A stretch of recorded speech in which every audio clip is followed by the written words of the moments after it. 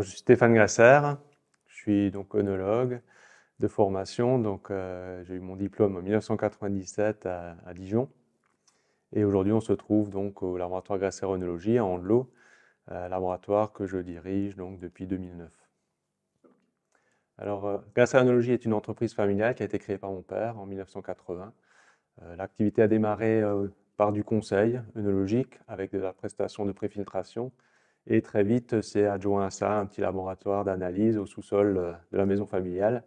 Et c'est là, dans ces petits 20 mètres carrés, que j'ai trouvé la passion de ce métier, en passant mes mercredis à assister mon père à faire des alcools par ébliométrie, de se cramer les doigts avec le bec benzène pour faire des sucres en filling, et surtout me sensibiliser à la dégustation. Mais l'entreprise s'est réellement structurée à partir de 1990. J'avais 15 ans et c'est la date où j'ai annoncé à mon père que je souhaitais entreprendre des études pour devenir œnologue conseil. Et à partir de là, tout s'est un peu accéléré la SARL Grasser œnologie a été créée en 1991 avec l'embauche d'un premier œnologue. En 1993, la construction des bâtiments où nous nous trouvons actuellement.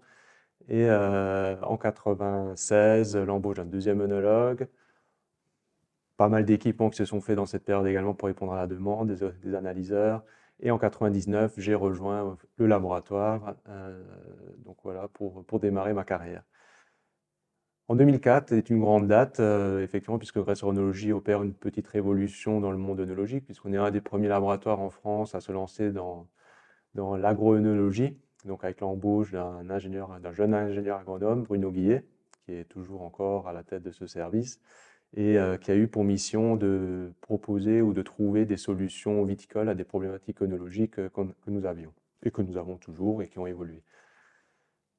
2009, je prends à la tête la direction de la SARL, et la même année, on fait un nouveau pas sur l'équipement microbiologique, puisqu'on est le premier laboratoire d'œnologie en France à s'intéresser à une nouvelle technique d'analyse microbiologique, la cytométrie de flux, et technique sur laquelle on s'est intéressé pour répondre à une toute nouvelle demande à l'époque qui était l'apparition des fermentations en levure indigène, et donc qui nous a aidés dans ce programme.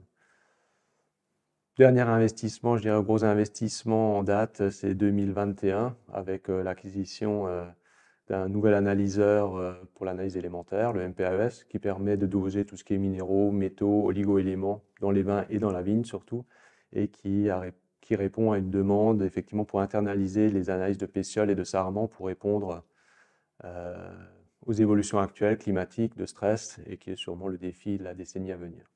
Alors, le principal domaine d'expertise du laboratoire Grasser en matière d'agroœnologie, c'est en premier lieu effectivement toutes les analyses viticoles, qu'elles soient de sol, de pétiole, de sarment, de raisin, qui permettent aujourd'hui de comprendre l'évolution et l'adaptation de la vigne aux nouvelles contraintes que sont les siennes, et surtout en parallèle de ce que ça donne comme résultat sur le vin, entre autres sur la structure acide, où nous avons également un gros domaine d'expertise là-dessus, effectivement les équilibres acides, minérales qui évoluent énormément et qui sont essentiels pour la production de vin blanc, mais également toute la partie, je dirais, microbiologique, qui évolue également énormément, hein, on le voit, avec une prédominance de plus en plus forte des bactéries par rapport aux levures, qui ont des rôles également de ce fait sur la structure et les arômes des vins. Et c'est vraiment ces deux axes qu'on développe aujourd'hui le plus, effectivement, au niveau viti et œnologique. Alors, les principaux services qu'ont fourni nos clients, c'est essentiellement de l'accompagnement œnologique durant les vinifications. C'est pour moi un service global parce que je pense que pour bien gérer cette phase essentielle de la récolte et de la fermentation, ça nécessite un certain nombre de suivis, à la fois analytiques et de présence sur le terrain.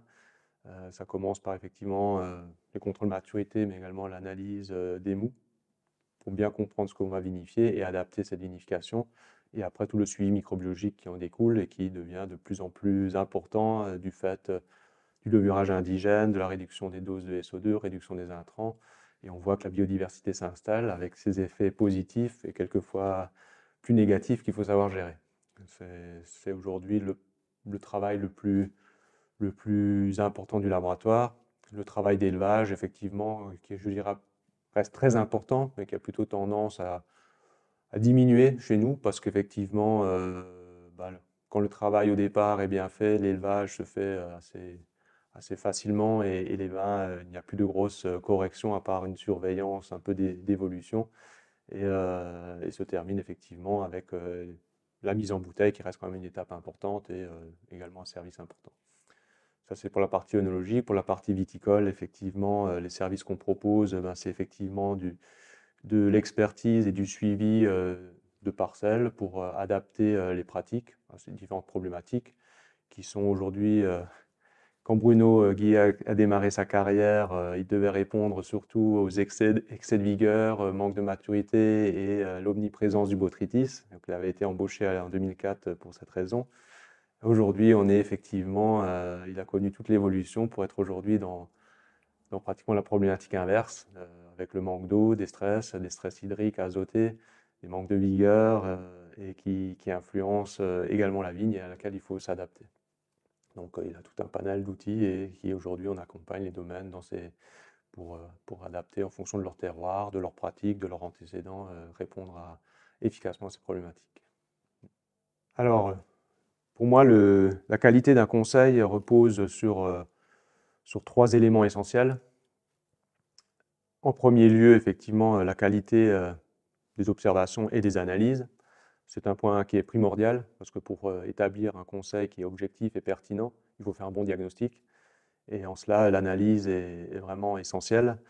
Je prends un exemple, effectivement, si on parle d'acidification ou de désacidification, qui est un peu moins d'actualité à l'heure actuelle, qui est souvent critiquée, quelquefois à raison,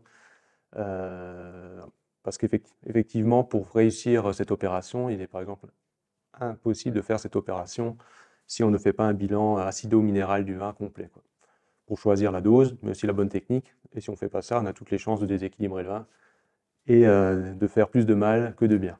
Donc c'est aujourd'hui, l'analyse est importante, peut-être encore plus dans le milieu viticole. Et encore faut-il qu'elle soit juste. Aujourd'hui, on est accrédité COFRAC depuis 1999. C'est une démarche très exigeante, qui est un grand gage de qualité, souvent sous-estimé, et que je défends à l'heure actuelle très ardemment, puisqu'il y a de plus en plus aussi de structures qui se nomment laboratoire d'analyse et qui ne s'imposent pas cette rigueur. Et je pense que c'est un point très important pour également faire un bon conseil. Le deuxième point essentiel pour faire un conseil de qualité, c'est l'expertise du conseiller lui-même. Aujourd'hui, effectivement, interpréter l'analyse de vin ou de la vigne, c'est quelque chose de vivant, qui est complexe, et on ne pourra pas remplacer vraiment l'expérience et toutes les connaissances du conseiller, qui pourra adapter également son conseil au contexte et également à la demande du vigneron, c'est essentiel. Et c'est pour ça aussi qu'on a essayé de former une équipe qui a une longue expérience et qui arrive à donc délivrer le meilleur conseil. Donc le troisième point pour un conseil de qualité, c'est l'indépendance du conseiller. Je pense que ça, c'est vrai pour quel que soit le domaine d'expertise, parce qu'effectivement, pour avoir bien confiance au conseil délivré, il faut également que le conseil soit établi au profit du client, et non pas forcément au profit du conseiller lui-même, car aujourd'hui, on est dans un monde ou dans une société où l'argent reste le nerf de la guerre. Et effectivement, le risque est quand même réel de vouloir favoriser avec un conseil la vente d'un produit ou même d'un service. C'est d'ailleurs pour ça que l'État, dans certains domaines, a séparé de façon obligatoire l'analyse et le conseil. C'est vrai pour les médecins et pharmaciens. Plus proche de nous, et plus récemment, c'est vrai pour les produits phyto et leurs conseils. Aujourd'hui, dans l'œnologie, cette séparation n'existe pas encore. Mais au sein de Gastronologie, nous avons mis en place dans notre système qualité une politique forte, comme par exemple la non-rémunération sur des volumes de vente de nos œnologues conseillers, ou encore la non-participation au capital de l'entreprise, de fournisseurs de produits, ou encore effectivement que la partie conseil reste rentable à part entière, effectivement, sans que ça soit effectivement la vente qui vienne financer ce conseil. Je pense que c'est important. C'est un travail de réflexion qui est également mené au niveau de la FFLOI, la Fédération française des laboratoires d'œnologie indépendants, sur ce travail de qualité et d'indépendance auquel on fait partie, et on est de façon active au sein de son bureau. Dans les 45 ans d'existence de Grassology, les défis techniques n'ont pas manqué hein, tout au long de ce long périple déjà. On peut en citer quelques-uns. Hein. Il y avait les problèmes des protéines sur lesquels on a développé une technique de dosage spécifique qui est aujourd'hui commercialisée dans la France entière. Ça peut être aussi la gestion des acidités, que ce soit par la gestion des malos, mais également des désacidifications ou des acidifications. On a fait des gros travaux. C'était enfin répondre aux problèmes microbiologiques et le virage indigène. Et puis plus récemment, effectivement, le défi du réchauffement climatique et sur la structure des vins. Donc les défis ont été nombreux et seront encore nombreux, mais je pense qu'on y a toujours su y répondre, voire les devancer, parce que je pense que c'est dans notre ADN. En tout cas, pour ma part, étudier une problématique et trouver les solutions, ça a toujours été un grand moteur de motivation dans mon métier pour effectivement accompagner la profession dans les différentes problématiques qu'elles peuvent rencontrer. Mais je dirais le défi aujourd'hui le plus important peut-être auquel Grassology doit faire face, c'est peut-être maintenir sa rentabilité. Parce qu'aujourd'hui, effectivement, maintenir une rentabilité suffisante et un équilibre financier en faisant que du conseil, sans vendre de produits œnologiques qui viendraient éventuellement biaiser la qualité du conseil, c'est pas chose facile. Quand j'ai démarré en 99 dans la société, à peine 50% de la marge commerciale de l'entreprise était liée à l'analyse et au conseil, les 50% restants étant sur la vente de produits œnologiques et de bouchons. En 25 ans, effectivement, on a beaucoup augmenté la part du conseil et de l'analyse, diminué la part de vente de produits œno, et aujourd'hui, l'analyse et le conseil représentent 75% de la marge commerciale. C'est pas mal, on voudrait encore faire mieux. C'est en tout cas déjà une grande source de satisfaction pour moi d'en être arrivé là. Mais c'est aussi une grande source d'inquiétude aujourd'hui, parce que effectivement, dans le milieu concurrentiel et économique actuel, c'est effectivement pas facile de se faire payer le conseil. Et c'est en tout cas pour rester au top technique, qui demande aussi beaucoup d'investissement.